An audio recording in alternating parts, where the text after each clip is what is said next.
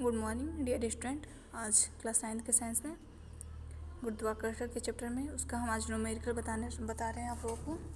तो आइए देखते हैं। क्वेश्चन है आप लोगों का, यदि दो वस्तुओं के मध्य की दूरी को आधा कर दिया जाए तो उनके मध्य गुरुत्वाकर्षण बल किस प्रकार प्रवर्तित होगा। देखिए, गुरुत्वाकर्षण के नियम के अनुसार दो वस्तुओं के बीच आकर्षण बल F = G m1 m2 बटा r स्क्वायर। जब दूरी का आधा कर दिया जाता है तो r1 = r बटा 2।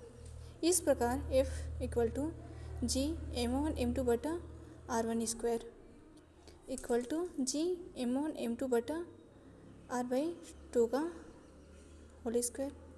फिर देखते हैं, इसका हो जाएगा =4 capital G into m1 m2 बटा r स्क्वायर 4f। इस प्रकार गुरुत्वाकर्षण बल मूल बल का 4 गुना हो जाता है। अब देखते हैं, सेकंड क्वेश्चन है आप लोगों का, सभी वस्तुओं पर लगने वाला गुरुत्वीय बल उनके द्रव्यमान के समानुपाती होता है। फिर एक भारी वस्तु हल्की वस्तु के मुकाबले तेजी से क्यों नहीं गिरती। यदि आंसर देखेंगे इसका, यदि m द्रव्यमान की वस्तु पर गुरुत्वाकर्षण बल है F, गुरुत्वाकर्षण बल है F, तब F = capital G capital M into small m बटा r square mg। Small g = G capital G into M बटा r स्क्वायर। इससे स्पष्ट है कि बल F समानुपाती M द्रव्यमान परंतु G M पर निर्भर नहीं है। अतः सभी वस्तुएं समान गति से गिरती हैं जब उन पर कोई वायु की प्रतिरोधकता न हो। अब देखेंगे थर्ड क्वेश्चन, पृथ्वी तथा उसके पृष्ठ पर रखी किसी 1 kg की वस्तु के मध्य गुरुत्वीय बल का परिमाण क्या होगा।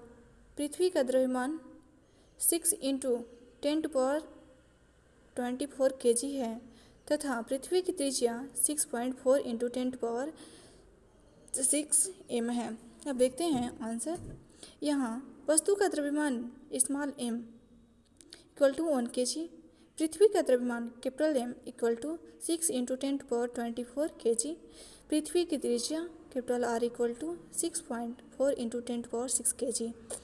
1 kg की वस्तु तथा पृथ्वी के बीच गुरुत्वीय बल का परिमाण F = capital G into capital M into small m बटा r square = 6.67 × 10⁻11 into 6 × 10⁻24 into 1 by 6.4 ×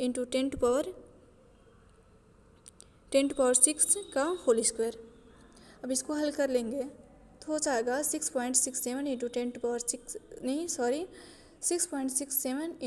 × 10 by 6.6 × 6.6। अब हो जाएगा अब लोगों का 9.779 ये आप लोग का आंसर हो जाएगा। अब देखेंगे फोर्थ क्वेश्चन है, पृथ्वी तथा चंद्रमा एक दूसरे को गुरुत्वीय बल से आकर्षित करते हैं। क्या पृथ्वी जिस बल से चंद्रमा को आकर्षित करती है वह बल उस बल से जिससे चंद्रमा पृथ्वी को आकर्षित करता है बड़ा है या छोटा है या बराबर है, बताइए क्यों। पृथ्वी जिस बल से चंद्रमा को आकर्षित करती है चंद्रमा भी उसी बल से पृथ्वी को आकर्षित करता है। यानी कि जिस बल से पृथ्वी चंद्रमा को आकर्षित करती है उसी बल से चंद्रमा पृथ्वी को भी आकर्षित करता है। न्यूटन के तीसरे नियम के अनुसार ये बल समान तथा विपरीत है।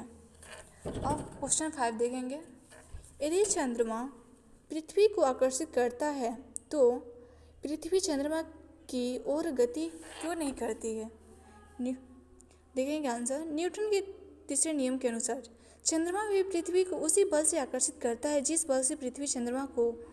ये बल समान तथा विपरीत है, परंतु पृथ्वी चंद्रमा से बड़ी है, अतः पृथ्वी में उत्पन्न त्वरण सूचित करने योग्य नहीं है। अब देखेंगे 6 क्वेश्चन।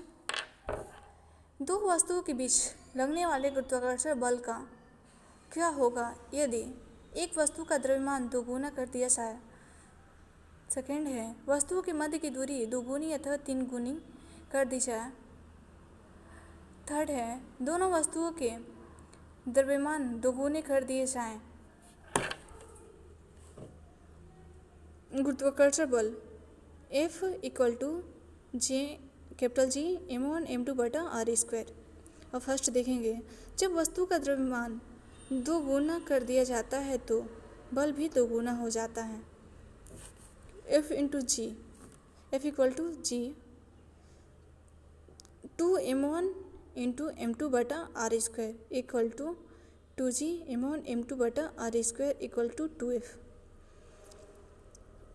सेकेंड है यदि दो वस्तुओं के बीच की दूरी दोगुनी कर दी जाए।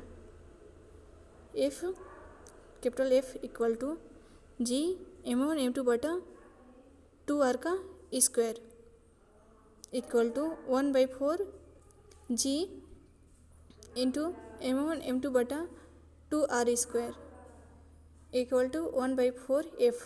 अतः बल प्रारंभिक बल का 1/4 हो जाएगा। यदि दो वस्तुओं के बीच की दूरी को 3 गुना कर दिया जाए।